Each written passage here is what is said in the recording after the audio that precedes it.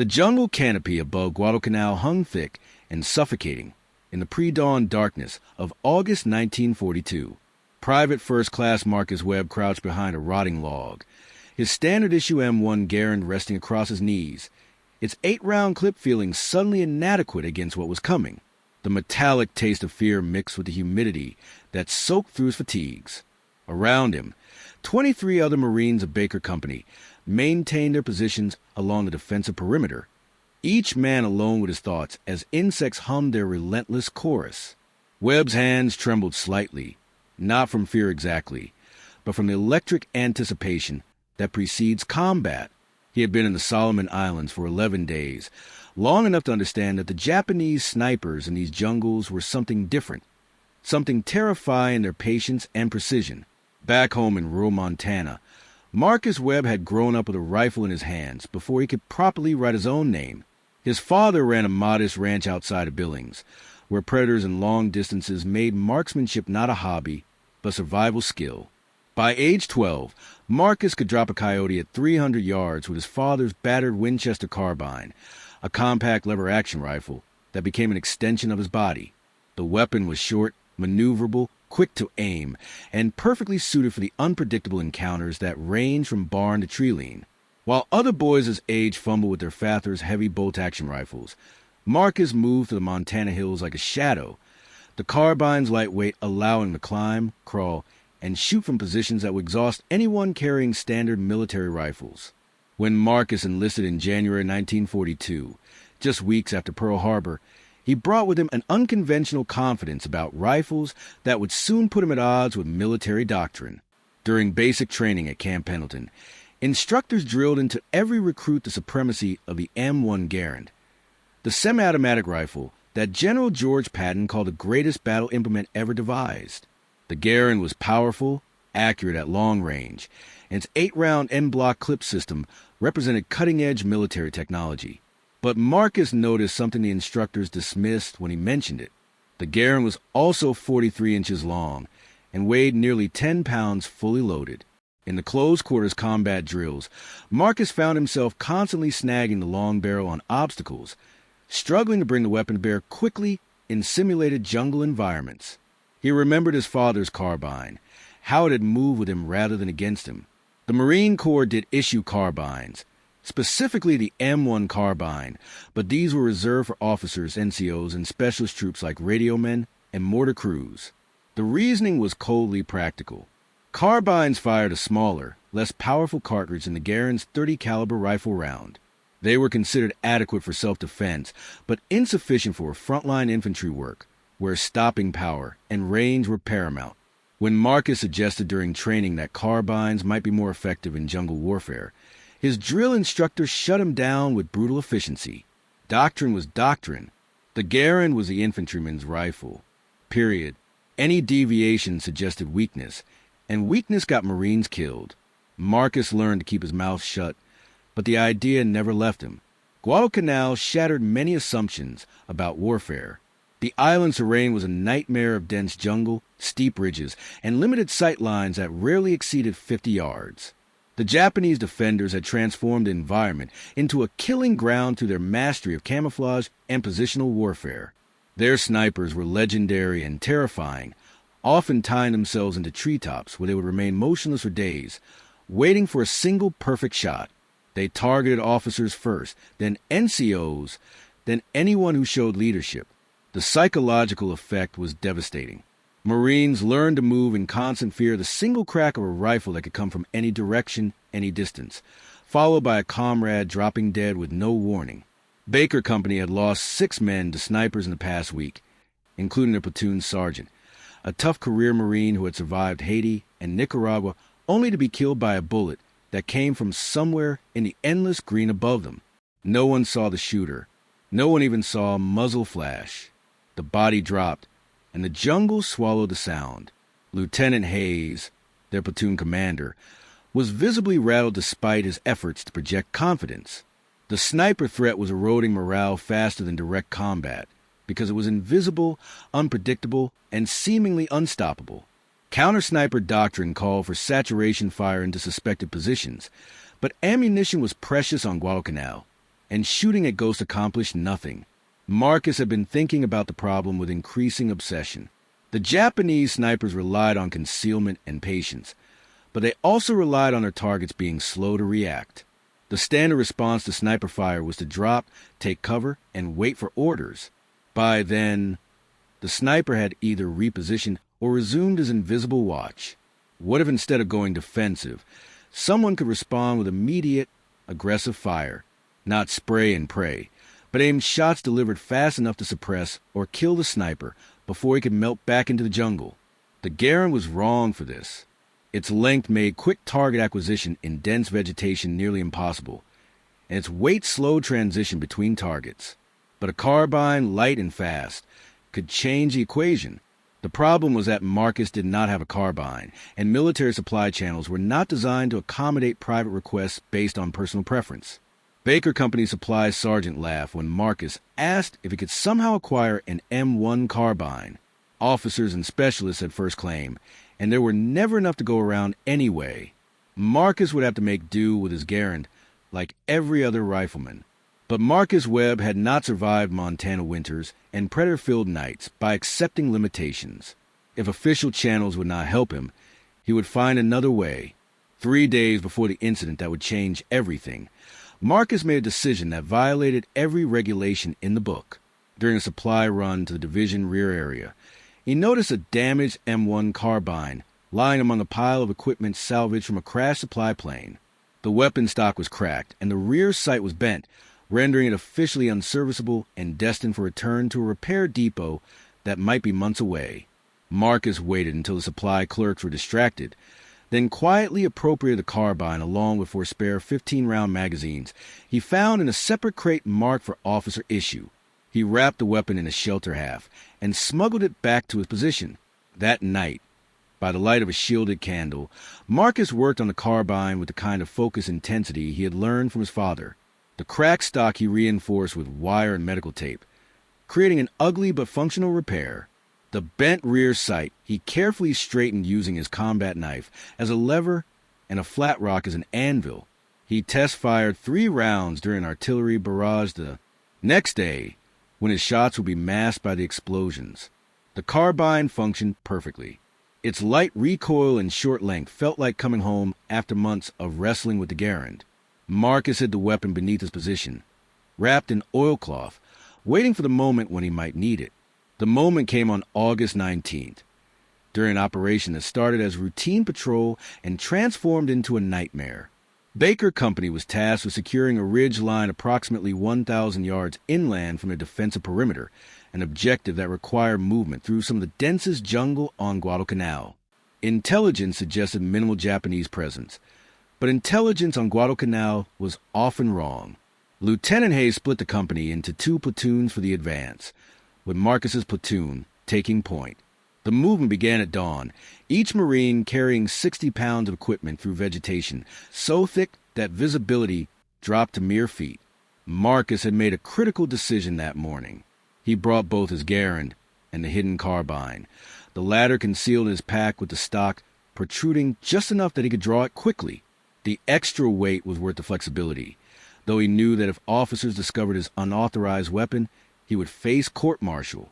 But something in the air that morning, some instinct honed by years of hunting in Montana's backcountry, told Marcus that today would require every advantage he could muster. The jungle seemed too quiet, the bird calls too infrequent. These were signs that predators were near. They were 200 yards into the advance when the first shot cracked through the canopy.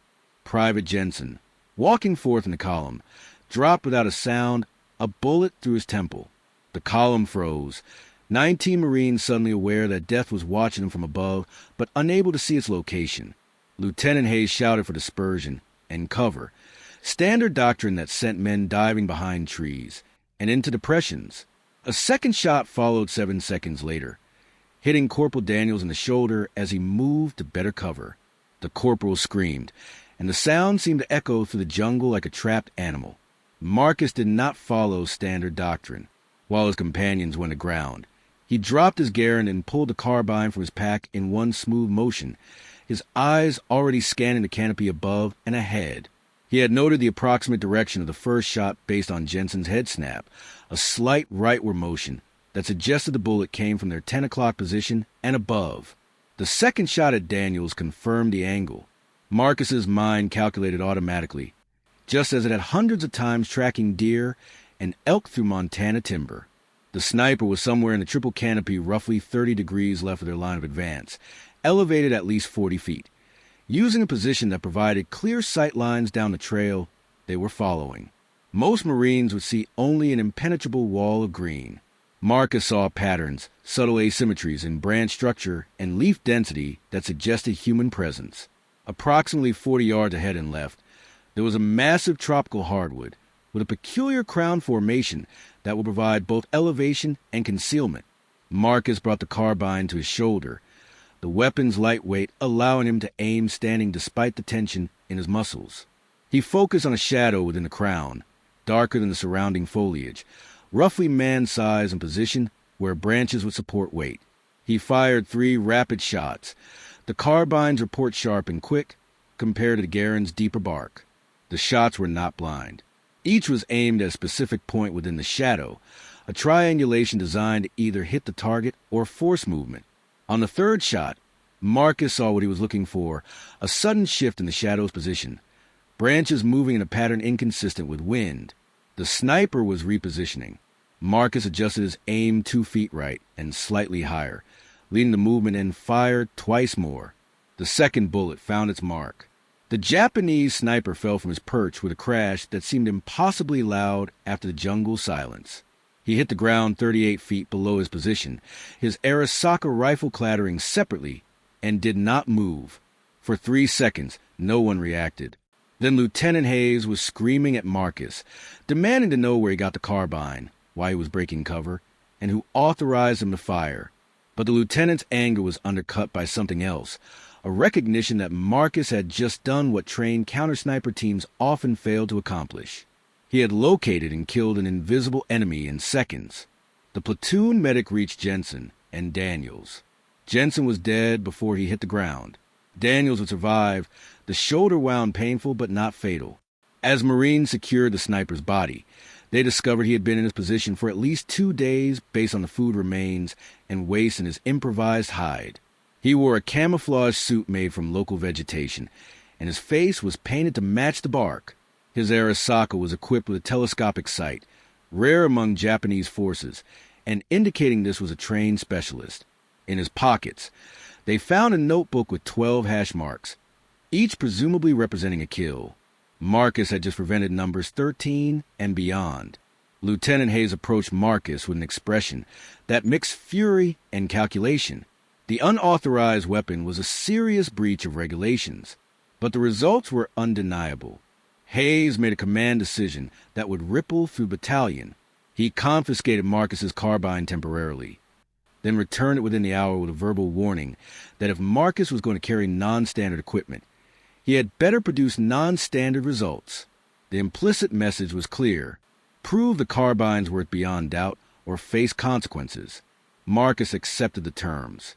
Word of the incident spread through Baker Company by nightfall and through the battalion by the next morning. Marines being Marines, the story grew in the telling. The carbine became a fence post because someone thought the taped and wired stock looked like something cobbled together from ranch materials. Marcus became the cowboy who brought Montana to the jungle, and the Japanese sniper became the first of what would become a legend, though that legend required 8 more kills to cement itself. The second kill came 36 hours later during a night defensive position when a Japanese infiltrator tried to enter Baker Company's perimeter.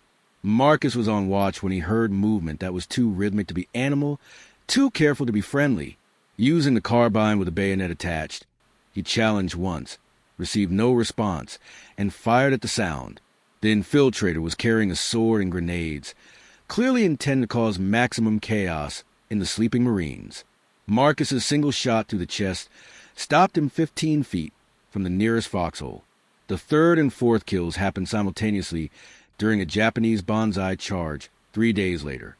As waves of enemy infantry rushed Baker Company's position, Marcus used the carbine's fast handling to engage multiple targets, while other Marines were still cycling their Garand actions. He dropped one Japanese soldier at 20 yards, transitioned to a second, target at 35 yards, and killed both before they could close with the line. His Garand-armed companions were impressed, but not yet convinced. Close-range defensive fire was one thing. The real test would be counter-sniper work, and that test was coming. The 5th through 9th kills occurred during 48 hours that would become the defining moment of Marcus Webb's war and the unofficial validation of his unorthodox approach. Baker Company was assigned to hold a critical junction, where two trails met in dense jungle approximately 3 miles inland from Henderson Field. The captured airstrip that was Guadalcanal's strategic prize. Intelligence indicated Japanese forces were using the trails for nighttime resupply and reinforcement, and Baker Company's mission was interdiction and observation. The position was tactically sound but psychologically nightmarish. Dense jungle surrounded the junction on all sides, creating unlimited sniper positions and making conventional counter-sniper operations nearly impossible. The Japanese recognized the junction's importance and assigned their own forces to eliminate Baker Company, but rather than direct assault, they deployed snipers. Multiple snipers, operating independently, each selecting positions that provided overlapping fields of fire. The result was a siege that began with First Lieutenant Hayes taking a round through the throat while examining a map at what he thought was concealed position. The lieutenant died within minutes, and command fell to Staff Sergeant O'Brien, a veteran of China duty who immediately recognized they were facing not one sniper, but several operating in coordination. Over the next 6 hours, Baker Company suffered 3 more casualties without firing an effective shot in return. The snipers were invisible, their muzzle flashes concealed by foliage, their shots coming from different angles that suggested they were communicating and adjusting their positions based on Marine responses. Morale was collapsing. Marines huddled in their foxholes, afraid to move, afraid to even look up. Standard counter-sniper doctrine called for requesting artillery or air support to saturate suspected positions, but communications were intermittent due to atmospheric conditions, and requesting fire missions on their own position was a desperation move that O'Brien was not yet ready to make. Marcus had been observing the pattern of fire with growing understanding. The snipers were good, exceptional even, but they were following a predictable rotation. The first shot came from roughly northeast. 12 minutes later, a second shot from due east. 17 minutes after that, a third shot from southeast. The pattern suggested 3 snipers working a clockwise rotation, each firing from a new position to prevent return fire, then repositioning during the interval when their companions were engaging. It was tactically brilliant, keeping the Marines suppressed while minimizing each sniper's exposure. But patterns could be exploited. Marcus approached Staff Sergeant O'Brien with a proposal that was either tactically innovative or suicidal, depending on perspective.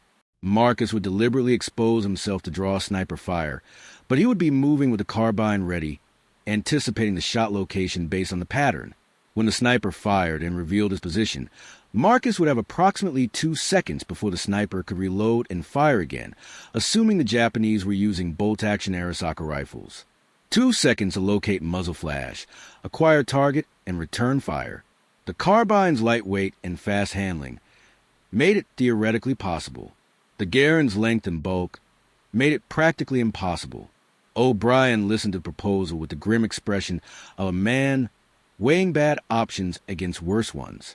He asked Marcus if he understood that the plan required him to become bait, that Japanese snipers at this skill level rarely miss their first shot, and that even if Marcus located the sniper, hitting a concealed target at unknown range within 2 seconds was nearly impossible. Marcus acknowledged all of this, then pointed out that doing nothing guaranteed more Marines would die, that artillery might kill as many friendlies as enemies in this dense terrain, and that he had not survived as long by accepting impossible odds without trying to change them.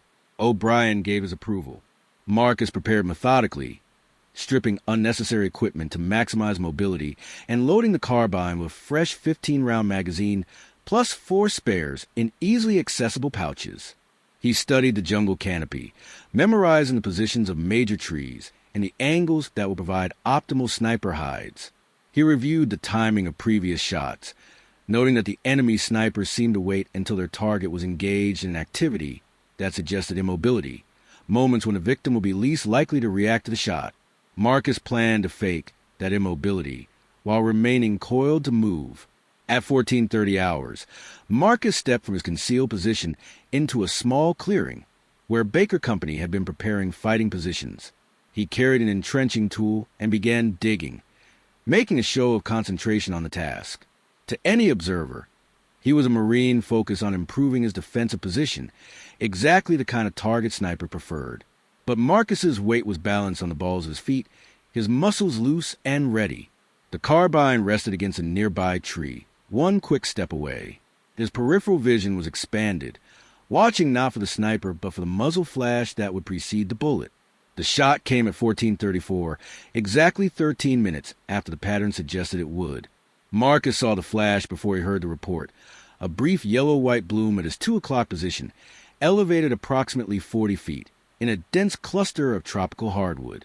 The bullet cracked past his head, close enough that he felt the pressure wave. Most men would have frozen or dropped. Marcus moved toward the carbine in a motion that was already beginning before conscious thought registered. His hand found the weapon's grip. His body rotated toward the flash source, and the carbine came to his shoulder as if magnetized there. He had perhaps 1.7 seconds before the sniper could cycle his bolt, reacquire, and fire again. Marcus did not have time for careful aim. This was instinctive shooting, the kind his father had taught him on running coyotes and darting rabbits, where the rifle moved with the eyes and the body knew the angles before the mind calculated them.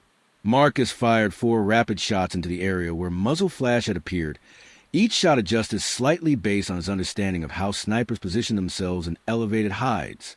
The 4th shot was rewarded with a visible disturbance in the foliage and a sound halfway between a grunt and a shout. The Japanese sniper fell from his position, but did not immediately hit the ground. His body caught in a network of vines approximately 20 feet below his hide, hanging suspended in a grotesque parody of the camouflage suits they wore. Marines from Baker Company could see him clearly now, swaying slightly, his rifle falling separately to impact the jungle floor with a distant thud. Marcus did not celebrate or lower his weapon. The pattern indicated 3 snipers, which meant 2 remained active, and now knew that return fire was not only possible but effective. The tactical situation had shifted from siege to duel. 8 minutes passed in tense silence. Baker Company Marines remained under cover, while Marcus held his position in the clearing, making himself bait again, but now with the carbine raised and ready. The remaining snipers faced a decision. They could withdraw, abandoning their mission to eliminate Baker Company. They could continue following their pattern, knowing that at least one Marine could respond effectively, or they could break pattern and attempt to kill Marcus specifically, eliminating the threat he represented. Japanese military culture and the evidence of their tactical sophistication suggested they would choose the 3rd option. The 2nd sniper revealed himself not through muzzle flash, but through the bullet's impact. The round hit a tree trunk 6 inches from Marcus's head, showering him with bark fragments. The shooter had fired from an unexpected angle, northwest instead of following the clockwise pattern, and he had missed only because Marcus had shifted his stance at the exact moment of the shot. Pure luck, but Marcus would take luck over precision any day.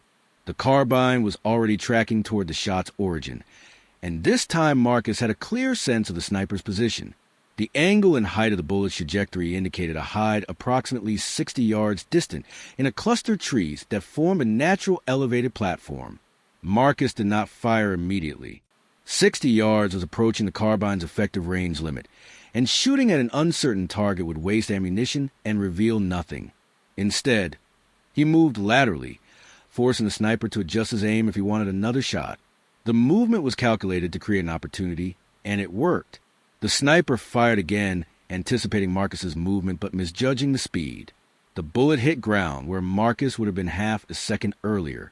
But the muzzle flash was clear now, a specific location in the elevated platform, and Marcus had been moving toward it while the sniper was cycling his bolt. The carbine barked 3 times in rapid succession, each shot aimed at slightly different points within the platform, because Marcus could not see the sniper directly, only the probable area of concealment. The first 2 shots produced no visible effect. The 3rd shot was followed by a sharp cry and the sound of something heavy falling through branches. The 2nd sniper hit the ground and did not move. Staff Sergeant O'Brien, watching from concealment 30 feet away, would later state in his after-action report that Private First Class Webb's shooting under pressure was the finest display of combat marksmanship he had witnessed in 20 years of service. But the engagement was not finished. The third sniper remained unaccounted for, and he had now observed Marcus eliminate 2 of his companions. The tactical calculus had changed fundamentally. The third sniper was alone, his support structure eliminated, facing a Marine who had proven capable of rapid, accurate return fire. Doctrine would suggest the sniper withdraw to fight another day. But Japanese military culture in 1942 prioritized honor and mission completion above personal survival. The third sniper would attempt to kill Marcus regardless of the odds because retreat would be unthinkable. 21 minutes passed. Baker Company Marines began to hope the third sniper had indeed withdrawn. Marcus knew better. The wait was psychological warfare, an attempt to make him relax his guard or assume the threat was over. Marcus maintained his position in the clearing, carbine ready, eyes scanning the canopy in a systematic pattern that covered all potential approaches. His arms ached from holding the weapon at ready position, but he dared not lower it. The moment he showed relaxation would be the moment the third sniper fired. The third sniper made his attempt at 15-17 hours, and it nearly succeeded. The shot came from ground level, not elevated, breaking the pattern completely. The sniper had apparently climbed down from whatever position he had originally occupied and moved to a concealed position in heavy brush approximately 40 yards from Marcus's position. The angle was difficult, threading through jungle vegetation, but the bullet passed within inches of Marcus's chest. Only a slight turn of his body, a random shift in posture, saved him from a center mass hit that would have been immediately fatal. Marcus's response was automatic and devastating. The muzzle flash at ground level was unmistakable, and he poured 5 shots into brush where it had originated. The carbine's 15-round magazine allowing sustained fire that would have been impossible with the Garand's 8-round M-block clip. The brush erupted with movement as the sniper attempted to reposition, but he had waited too long. Marcus's 4th shot caught him in the upper torso as he rose to move, and the 5th shot ended the engagement permanently. The third sniper collapsed into the vegetation he had used for concealment, and the jungle fell silent again. Staff Sergeant O'Brien emerged from cover and approached Marcus with an expression that combined relief and something close to awe. In 48 hours, Marcus Webb had killed 5 Japanese snipers, 3 of them in a single engagement that had broken a tactical deadlock and saved Baker Company from what could have been complete decimation. The carbine that Marcus carried, the unauthorized fence post weapon that violated every regulation in the Corps manual, had proven itself beyond any doubt. O'Brien made an immediate decision that would bypass official channels and create precedent through combat necessity. He authorized Marcus to retain the carbine and assigned him as Baker Company's designated counter-sniper specialist. Word of the engagement spread through the division with the speed of legend formation. Marines who had mocked Marcus's fence post carbine now requested similar weapons. Supply sergeants who had laughed at carbine requests suddenly faced pressure from company commanders demanding immediate allocation of carbines for counter-sniper work. The battalion commander reviewed O'Brien's after-action report and recognized that Marcus Webb had accidentally discovered a tactical innovation that addressed one of Guadalcanal's most serious threats. Within 2 weeks, carbine allocation priorities were being reassessed, and experimental counter-sniper teams equipped with carbines were being formed across the division. Marcus killed 4 more Japanese snipers over the next 3 weeks, though none of the subsequent engagements matched the intensity of the 48-hour period that made his reputation. The fence post carbine became a talisman in Baker Company, and Marcus became someone junior Marines watched and tried to emulate. He taught informal classes on counter-sniper tactics, emphasizing mobility, pattern recognition, and the speed of response that light weapons enabled. He was careful to credit his father's teachings and Montana hunting experience, deflecting personal glory while sharing practical knowledge that saved lives. The bureaucratic aftermath of Marcus Webb's counter-sniper success revealed the complex relationship between combat innovation and military doctrine. While Baker Company and the battalion commander recognized the carbine's effectiveness in jungle warfare, higher headquarters struggled with the implications. allowing individual Marines to select their weapons based on personal preference threatened standardization, logistics, and the doctrinal assumptions that underpinned infantry training.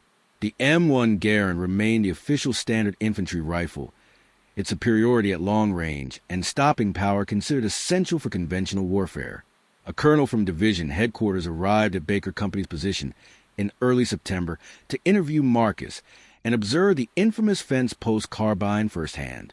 The colonel was a career officer who had fought in World War I and believed in the importance of discipline, standardization, and adherence to proven doctrine. He examined Marcus's carbine with obvious skepticism, noting its jury-rigged stock, unauthorized modifications, and the fact that Marcus had essentially stolen it from a salvage pile.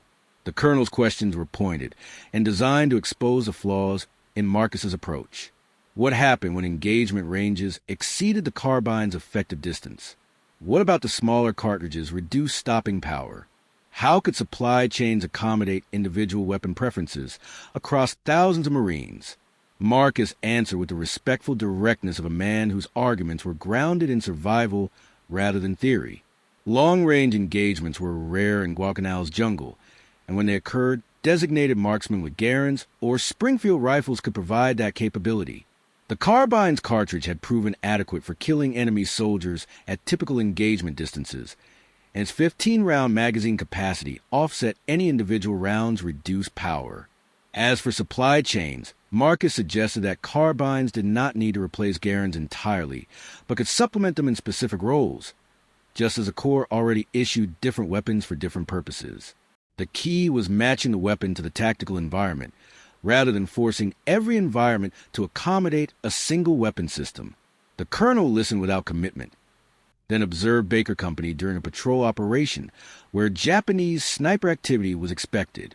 Marcus performed his counter-sniper role with the practice efficiency that came from weeks of combat experience, locating and engaging a sniper position that had pinned down the point squad. The engagement lasted less than 15 seconds from first shot to sniper elimination, a speed that would have been impossible with a full-length Garand. The colonel saw the result, nodded once, and departed without comment. His report to division headquarters was never made public, but its contents could be inferred from what followed. Official doctrine did not change immediately. The Marine Corps continued to designate the M1 Garand as the standard infantry rifle, and Marcus Webb received no formal recognition or commendation for his innovations. But at the tactical level, where combat realities outweighed bureaucratic inertia, change happened organically. Company commanders on Guadalcanal began requesting increased carbine allocations, and supply sergeants found creative ways to divert carbines toward infantry units that officially were not supposed to receive them. Junior officers returning from Guadalcanal to training commands brought stories of fence post carbines, and the Marine who had turned an unauthorized weapon into a life-saving tool. The stories influenced how those officers would later think about weapon selection and tactical flexibility. Marcus Webb's personal war continued until November 1942, when Baker Company was rotated off Guadalcanal after 4 months of continuous combat operations. He had accumulated 9 confirmed sniper kills, the 3 during 48 hours engagement forming the core of a legend that would follow him through the rest of his service. The fence post carbine came with him, though by now it had been officially recognized on his equipment roster after Staff Sergeant O'Brien filed paperwork that retroactively authorized his possession. The carbine showed where from hard use, its stock reinforcements frayed, and its finish worn away by jungle humidity, but remained functional and accurate. After Guadalcanal, Marcus participated in operations at Tarawa, Saipan, and Tinian, always carrying his carbine, and always serving in counter-sniper or reconnaissance roles where the weapon's characteristics were advantageous.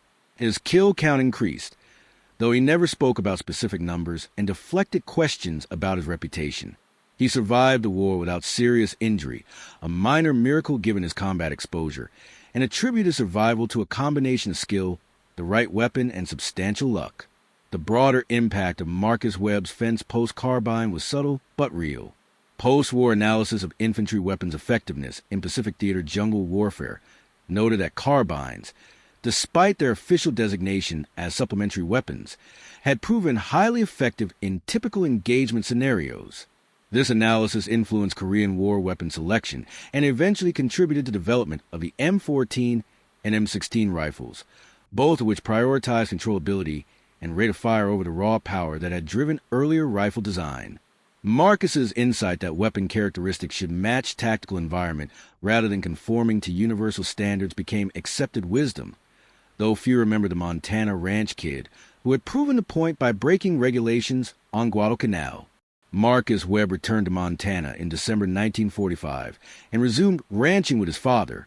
He rarely spoke about his war experiences, and when he did, he focused on the men he had served with rather than his own actions.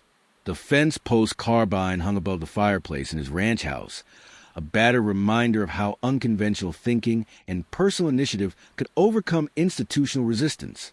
Local veterans knew the story, and it was told occasionally at American Legion gatherings, but Marcus never sought publicity or recognition. In 1983, a military historian researching Pacific Theater's small unit tactics contacted Marcus about his counter-sniper innovations and the fence post carbine legend. Marcus, by then 73 years old and still working his ranch, granted a single interview. He explained his thinking, described the tactical environment that had made the carbine necessary, and emphasized that he had simply applied hunting skills his father had taught him to a different kind of problem. He credited the Marines he had served with for supporting his unorthodox approach, and noted that institutional flexibility, however grudging, had ultimately allowed tactical innovation to flourish. The historian asked if Marcus felt vindicated by later changes in rifle doctrine. Marcus replied that vindication was less important than survival, and that he would have used a fence post if it had meant bringing his friends home alive. The final chapter of the fence post carbine story unfolded not in combat, but in the quiet spaces where military history becomes institutional memory. By the 1990s, the Marine Corps had fully transitioned to modern assault rifle platforms that embodied many of the principles Marcus Webb had accidentally advocated: lightweight, controllability, high magazine capacity, and suitability for close-quarters engagement. The doctrinal rigidity that had initially resisted carbines and infantry roles had given way to a more nuanced understanding that different tactical environments demanded different tools. Yet the specific story of a Montana ranch kid and his unauthorized weapon remained largely unknown outside specialist military history circles. This obscurity reflected a broader pattern in how institutions handle innovation that emerges from below rather than being directed from above. Marcus Webb had never been officially punished for stealing and modifying the carbine, but neither had he been officially recognized for the tactical innovations his actions represented. His Distinguished Service Cross recommendation, submitted by Staff Sergeant O'Brien after the 48-hour engagement, had been downgraded to a Bronze Star and then apparently lost in the bureaucratic chaos of wartime record-keeping. No medal was ever awarded. His name appeared in unit histories and after-action reports, but these documents were archived rather than celebrated. The fence post carbine existed in the gap between official history and lived experience. Marcus Webb died in 2003 at the age of 93, having outlived most of his Guadalcanal companions and witnessed changes in military technology that would have seemed like science fiction during his war. His obituary in the Billings Gazette mentioned his Marine Corps service, but focused primarily on his ranching career and community involvement. The fence post carbine passed his son, who understood its significance and eventually donated it to Marine Corps Museum at Quantico, Virginia. The weapon now resides in climate-controlled display case, its jury-rigged stock and worn finished testament to hard use under impossible conditions. The museum exhibit that houses the carbine includes a brief description of Marcus Webb's counter-sniper actions and the weapon's role in tactical innovation during the Guadalcanal campaign. Visitors who stop to read the placard learn about the 9 confirmed kills, the 48-hour engagement that broke a sniper siege, and the subsequent influence on Marine Corps weapons doctrine. What the placard cannot convey is the texture of the story. The fear and frustration that drove a young Marine to violate regulations, the split-second decisions under fire, the institutional resistance to ideas that came from privates rather than generals, or the quiet satisfaction of a Montana rancher who had proven that sometimes the best answer to complex problems is simple, practical innovation. The broader lesson of Marcus Webb and his fence post carbine extends beyond military tactics to organizational behavior generally. Institutions create standards and doctrine for good reasons: consistency, predictability, and the accumulated wisdom of past experience. But these same standards can become barriers when environments change faster than institutions can adapt. The tension between standardization and innovation is inevitable and necessary. What distinguished the Marine Corps on Guadalcanal was not that it immediately embraced Marcus's unauthorized carbine, but that it eventually allowed combat results to override bureaucratic preference. Staff Sergeant O'Brien's decision to authorize Marcus's continued use of the weapon, the battalion commander's decision to support experimental counter-sniper teams, and the division's ultimate decision to increase carbine allocations all represented institutional flexibility that saved lives. History tends to celebrate bold strategic decisions made by senior leaders while overlooking tactical innovations made by junior personnel responding to immediate problems. Marcus Webb never appeared in newspaper headlines during the war, never received public recognition for his 9 sniper kills, and never sought the spotlight afterward. His contribution was local, specific, and grounded in practical necessity rather than theoretical brilliance.